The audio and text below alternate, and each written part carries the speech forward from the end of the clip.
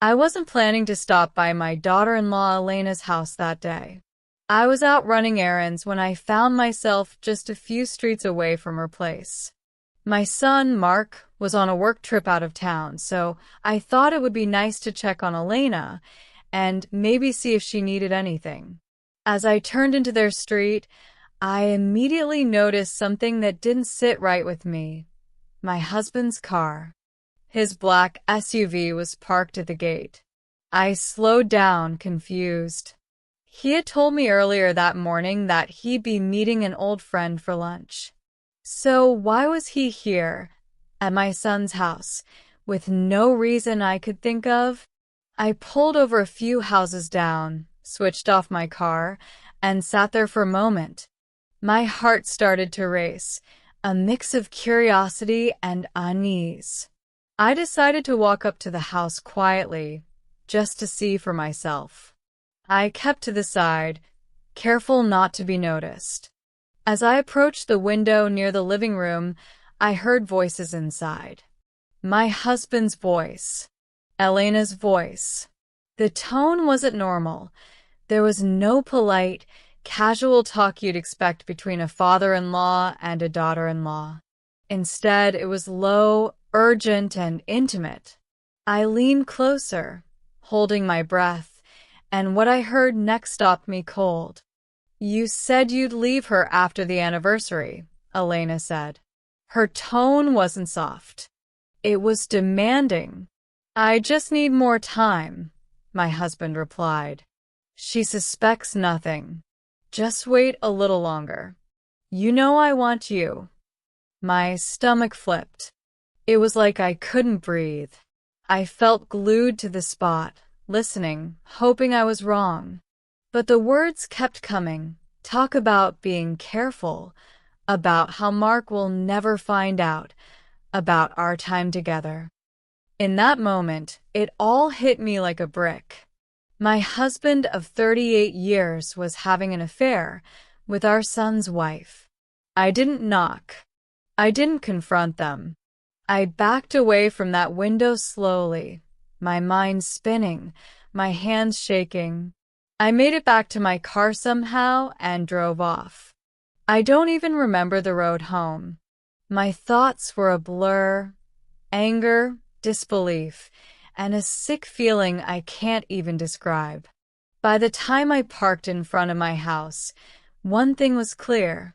Whatever I just heard had shattered everything I believed about my family. When I got home that day, I sat in my car for nearly 20 minutes. I couldn't bring myself to get out. My hands were still shaking, and my mind was racing with questions I couldn't answer. Did I really hear what I think I heard? Was my husband really having an affair with Elena? How long had this been going on? I finally walked inside, dropped my bag on the table, and went straight to the kitchen. I poured myself a glass of water, but my hands were trembling so badly that I spilled some on the counter. I stared at the puddle of water, like it would give me answers. When my husband, Richard, came home later that evening, I tried to act normal, but I couldn't look him in the eye. He walked into the kitchen, loosened his tie, and said casually, "Long day. I'm starving. What's for dinner?" I forced a smile. "Just something simple. Did you meet Paul today?" He nodded, taking off his shoes. "Yeah, we had lunch. Talked about old times. You know how he is." I stood there, silently watching him, feeling like a stranger was in my house. He was lying to my face without even blinking. "Did you go anywhere else today?" I asked, trying to sound casual. "Not really," he said, not even looking up as he checked his phone. "Why?" "No reason," I replied, my voice tight. He didn't notice. He just kept scrolling on his phone like nothing was wrong. I wanted to scream at him, to ask him, "How could you do this to me? To your own son?" But I bit my tongue. I needed to be sure before I confronted him. That night, I couldn't sleep. I lay in bed staring at the ceiling while Richard snored beside me. My mind kept replaying Elena's voice. You said you'd leave her after the anniversary. I grabbed my phone and texted my son, Mark. How's the trip going? He replied almost instantly. Good, Mom. Just long hours. Missing home. I wanted to ask him questions about Elena, but I didn't. I couldn't. I didn't want to hurt him until I knew the truth. By morning, I had made up my mind. I needed proof. Real proof. I couldn't just rely on what I overheard. If I was going to expose Richard, I had to know how deep this went. Over breakfast, I tried to watch his every move. What's your schedule today?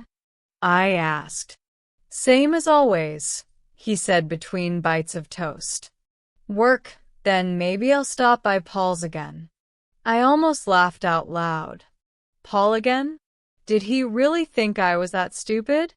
Tell Paul the first said hello, I said instead, forcing a smile. After he left, I started going through his things. I never snooped in all our years of marriage, but now I felt I had no choice. I opened his wardrobe, checked his coat pockets, even went through the drawer where he keeps old receipts and documents. Then I remembered his phone. I'd seen him enter his passcode 100 times. It was Mark's birthday. I waited until he left his phone in the living room while taking a shower the next day. My heart was pounding as I unlocked it. What I saw almost made me drop the phone. Messages from Elena. Not casual texts, but late-night messages.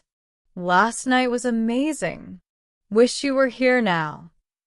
When will you tell her? I'm tired of sneaking around. Come over after work. Mark won't be home until Sunday. I scrolled and scrolled. Photos. Selfies of Elena, smiling, wearing the same robe I bought her as a birthday gift last year. I felt like I was going to throw up. That evening, I called my best friend, Sandra. I needed someone to talk to. Sandra, I said as soon as she picked up, I think Richard is cheating on me with Elena. There was silence on the other end. Then Sandra said, with your daughter-in-law? Are you sure? I heard them talking. I read the texts.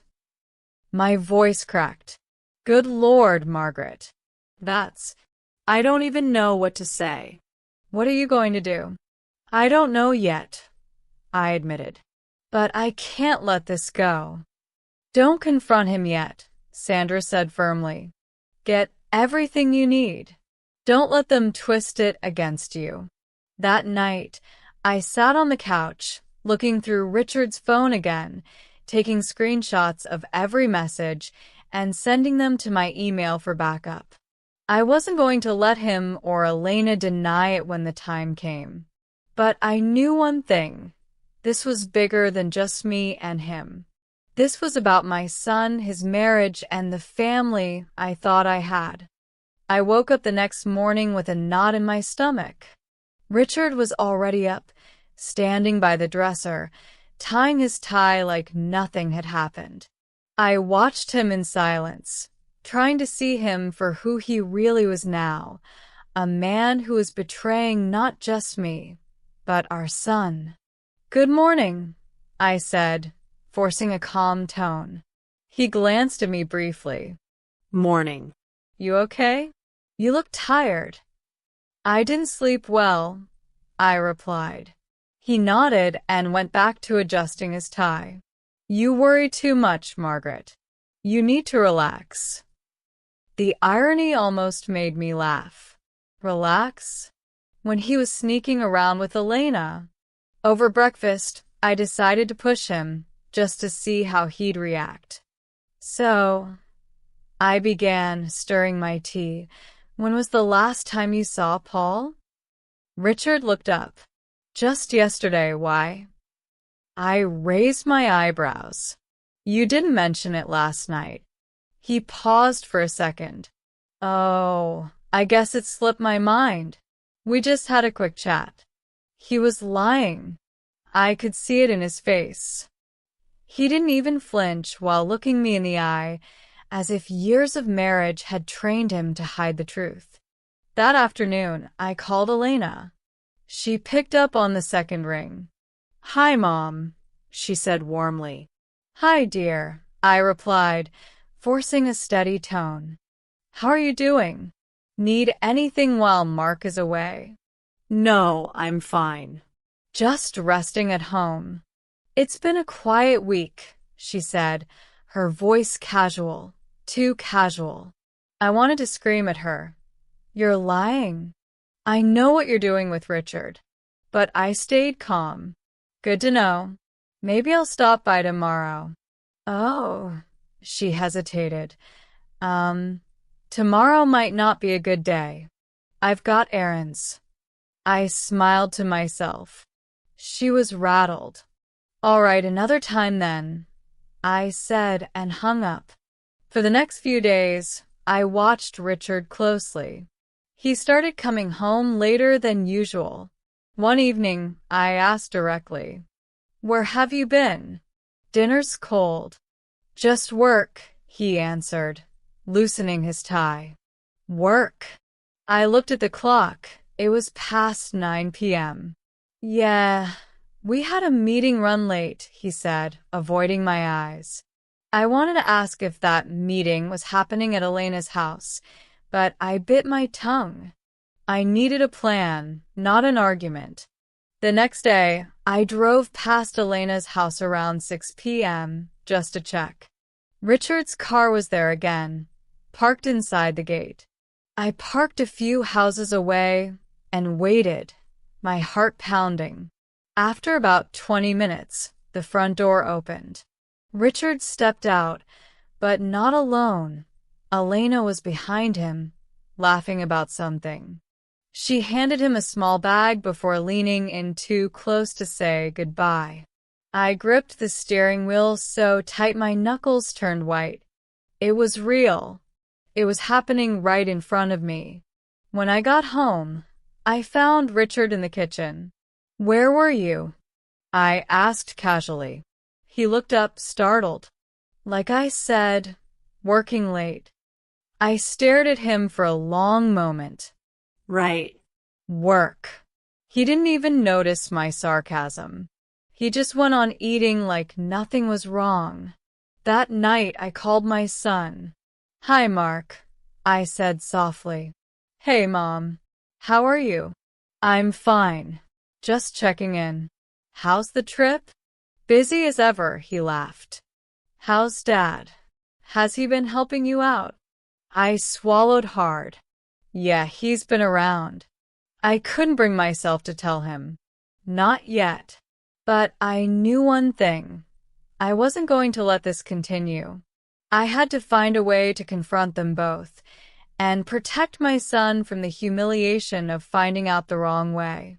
By the fourth day of watching them, I couldn't take it anymore.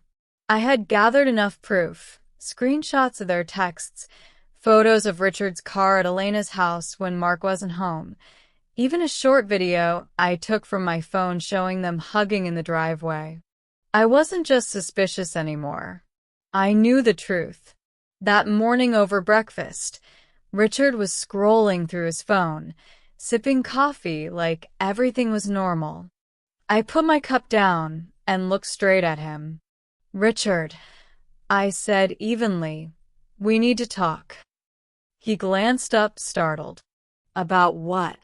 "About you and Elena," I said, not blinking. The color drained from his face. He set his phone down slowly.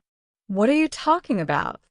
"You know exactly what I'm talking about," I shot back. "I've seen your messages. I've seen you at her house."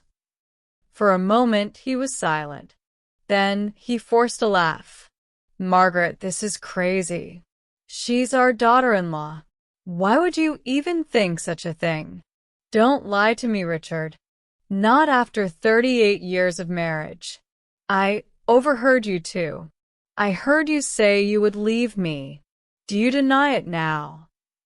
His mouth opened, but no words came out. That silence told me everything.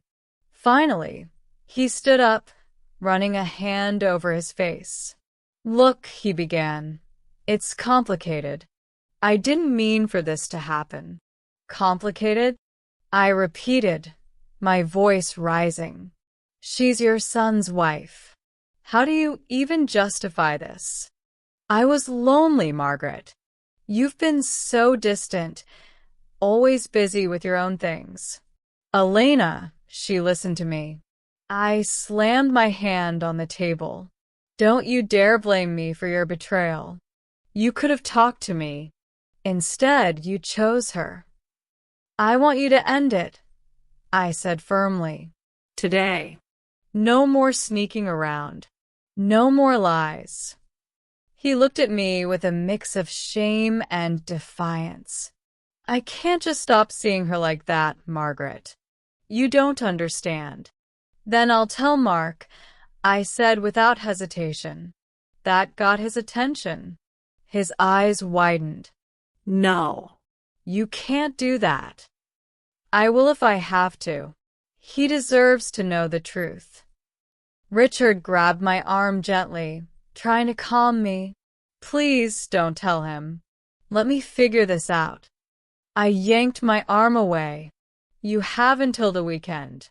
If I see you near Elena's house again, I'll tell Mark myself. And believe me, I have all the evidence I need." Later that afternoon, my phone rang. It was Elena. "Hi, Mom," she said, sounding hesitant. "Elena," I replied, my voice cold. I think we should talk," she said. "Just us. Can we meet tomorrow?" I clenched my jaw. The audacity of this woman, calling me like nothing had happened.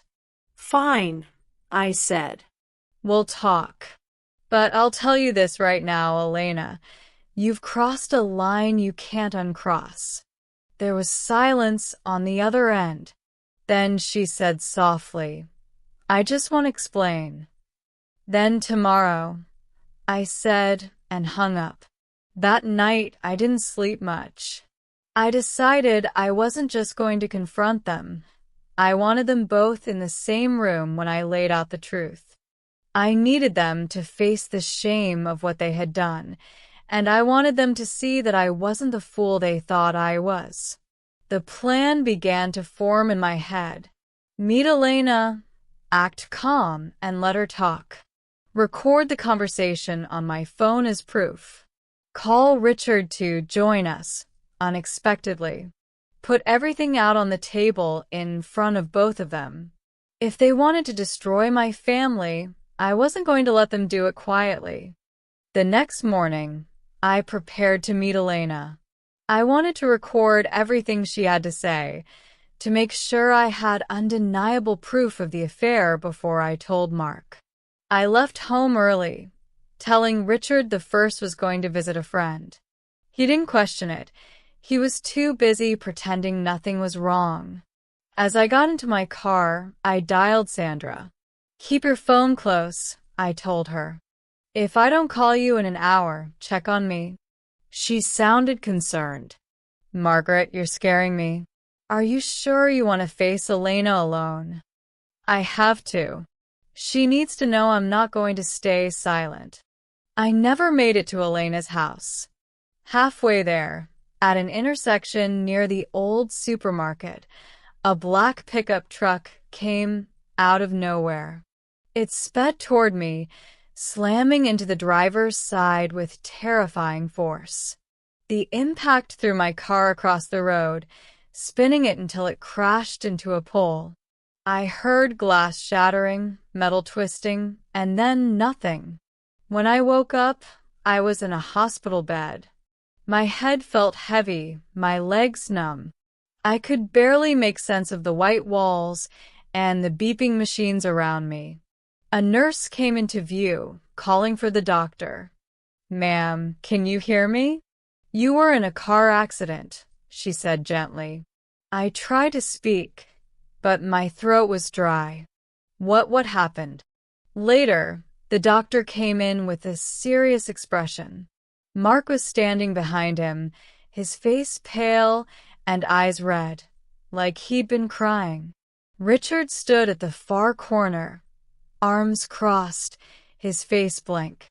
Elena was there too, looking overly concerned, holding Mark's arm like the supportive daughter-in-law she pretended to be. "Mrs. Grant," the doctor said, "you've suffered severe trauma from the accident. Your spine has been affected, and I'm afraid you may not be able to walk again. We're also concerned about memory loss due to the head injury." Mark gasped and moved closer. "Mom, do you remember me?" I stared at him, feeling overwhelmed and trapped. I simply shook my head, letting my silence speak. I caught Richard and Elena exchanging a quick glance. It wasn't sadness in their eyes. It was relief. But they masked it quickly, pretending to be devastated for Mark's sake. When I was discharged 2 weeks later, Mark insisted I come live with him and Elena. "You need full-time care, Mom," he said, his tone soft but firm. "You can't be alone like this." I glanced at Richard, hoping he would object, but he didn't. He only nodded in agreement, his voice low. "She's right, Margaret. Mark and Elena will take good care of you." The words felt like poison. I didn't trust either of them, but I was too weak to argue. At first, Elena acted sweet and helpful, but it didn't last. The moment Mark left for work, her face hardened. "Don't think you're going to sit here all day and give me orders," she snapped one afternoon when I asked for water. I stared at her from my wheelchair. "I thought you wanted me here." "I didn't," she shot back. Mark insisted. "If it were up to me, you'd be in a nursing home." Richard started visiting, always when Mark was away. Elena would giggle and whisper with him in the kitchen while I was left in the living room, pretending to be asleep. I heard them planning things, laughing like nothing was wrong. One evening, as they thought I was upstairs napping, I heard Elena's voice carry down the hallway. "She's completely useless now. We can live our life without worrying about her snooping." Richard chuckled. "Just keep Mark in the dark. He'll never believe anything she says now." Living in Mark and Elena's house was supposed to be temporary, but days turned into weeks. I couldn't do anything for myself. I needed help with everything: eating, bathing, moving around. Mark was patient, always smiling and encouraging me. "Don't worry, Mom," he'd say every morning before leaving for work. "I'll make sure you're okay.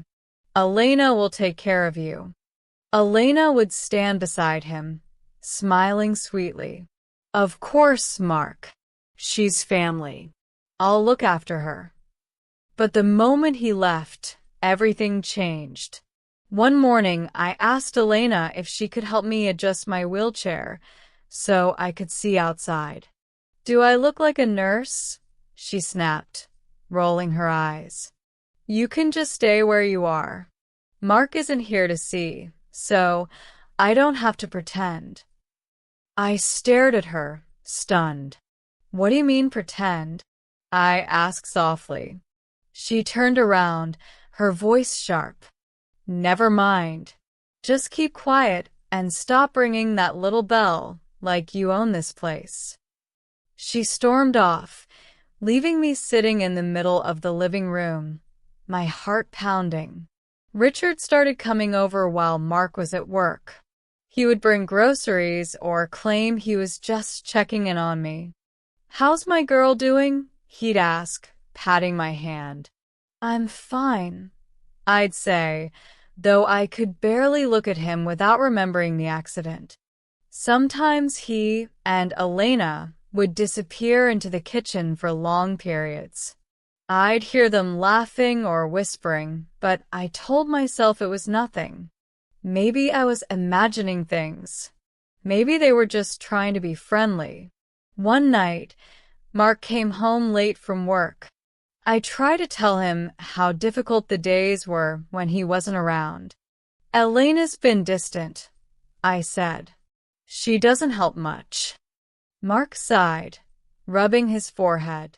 She's just tired, Mom. She's juggling work and taking care of the house. Give her some time. I nodded, but deep down I felt a sense of unease. Something wasn't right, but I couldn't quite put my finger on it. A few days later, Richard came over again. I was upstairs resting, or so they thought. The sound of laughter drifted up from below, followed by low voices. You have to be careful, I heard Elena whisper. If Mark ever finds out. He won't, Richard replied. She's in no condition to say anything, and Mark would never believe her. I froze. My hands gripped the arms of the wheelchair tightly. What were they talking about? Were they keeping something for me? I couldn't shake the feeling that there was more to my accident than I knew. Sometimes I'd catch Elena looking at me with something almost like annoyance, like I was in her way. Other times, I'd find Richard's visits unnecessary, almost suspicious. But whenever Mark was home, they were all smiles, acting like the perfect family. I didn't want to upset him, not when he was already so worried about me. It happened on a Thursday afternoon. Mark had left early for work, and Elena was in the bedroom upstairs. Richard came over, as usual, claiming he wanted to check on me. I was downstairs in my wheelchair, watching television, when I heard the creak of footsteps upstairs, then muffled laughter. At first, I ignored it. But then I heard the unmistakable sound of voices, Elena and Richard, giggling like teenagers. Stop, she's downstairs, Elena whispered. She can't hear us, Richard chuckled. And even if she does, who would believe her? My chest tightened. I slowly wheeled myself toward the stairs, but I didn't call out. Something in me pushed to find out what they were doing. As I reached the top of the stairs, I saw them through the open door of the master bedroom. Elena and Richard, my husband, on Mark's bed, tangled together. My breath caught in my throat. My entire body felt numb. Before I could react, Elena spotted me. She froze, her face pale. Oh my God, she gasped. Richard turned and saw me staring at them. His jaw dropped. Margaret, this isn't what it looks like. Just then, the front door opened downstairs. Mark was home early. Mom?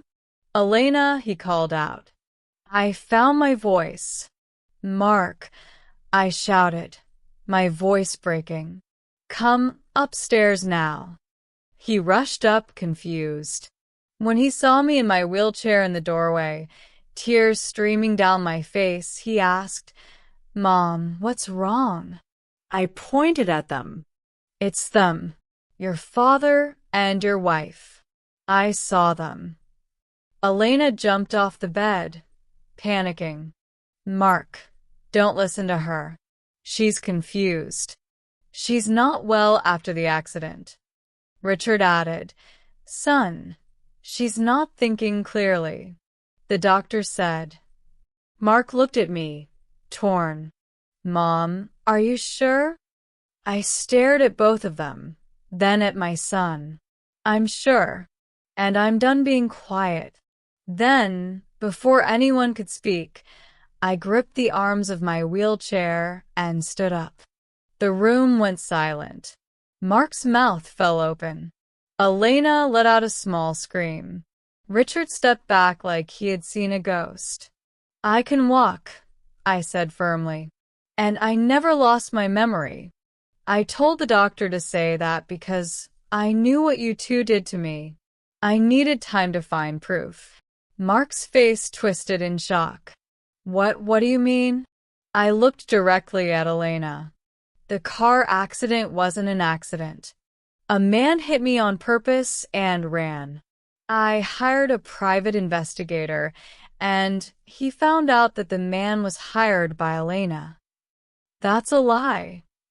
Elena screamed. She's making this up, Mark. I turned to Mark and handed him a folder I had hidden in my bag on the wheelchair. Everything is here, the evidence, the confession from the man who hit me. He was paid by your wife. At that moment, there was a knock at the door. Mark ran downstairs, confused, and opened it. 2 uniformed officers stepped inside. Mrs. Margaret Grant? One of them asked. Yes, I replied, still standing. We have an arrest warrant for Elena Grant and Richard Grant for conspiracy to commit murder. They are under investigation for the hit-and-run incident on date. Mark turned to Elena, stunned. Is this true? Elena broke down, shaking her head violently. It wasn't me. It was your father. He planned it. Richard's face went pale. No. You're the one who said she was in the way. Mark looked at both of them with pure disgust. You tried to kill my mother? Richard tried to speak, his voice trembling. Son, I don't know what to say. I failed you as a father. If you can, forgive me. I looked at him coldly. I hope you rot in jail with your lover. The officers handcuffed them both as they shouted accusations at each other. Mark stood frozen, his world crashing down. When the police drove them away, Mark turned to me, his eyes filled with tears. I'm so sorry, Mom. I didn't know.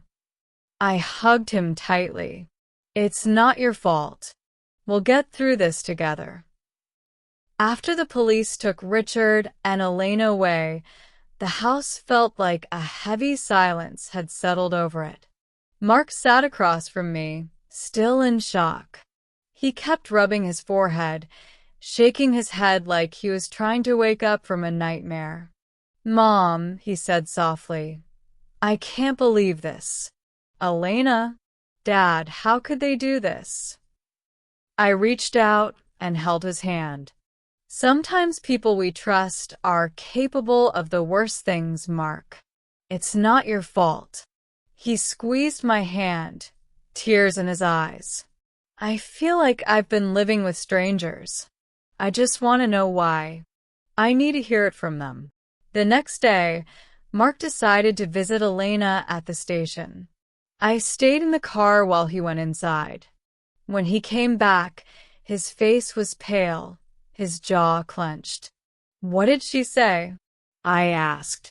She kept crying, saying she never meant for things to go that far, he said, his voice shaking. She admitted the affair but swore she didn't want you dead. She claims Dad planned the accident, not her. I don't know what to believe anymore. I sighed. She's scared and trying to save herself. Don't let her lies confuse you. You saw them for what they are. 2 days later, Mark requested a visit with Richard.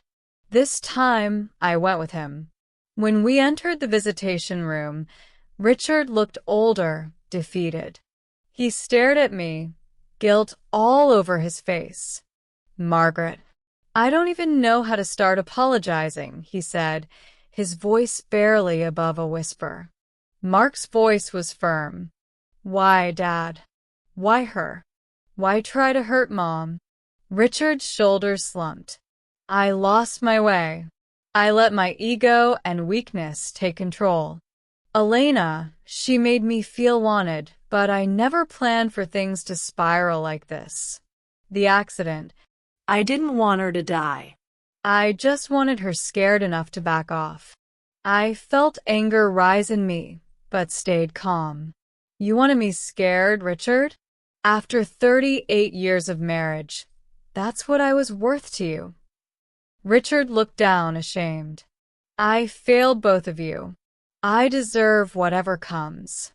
Mark, if there's anything left of the son who once looked up to me, I'm sorry. On the way home, Mark was quiet. Finally, he spoke. I don't know if I can ever forgive them, but I think I needed to hear them admit it. I nodded. Forgiveness doesn't mean forgetting, Mark. It means finding peace for yourself.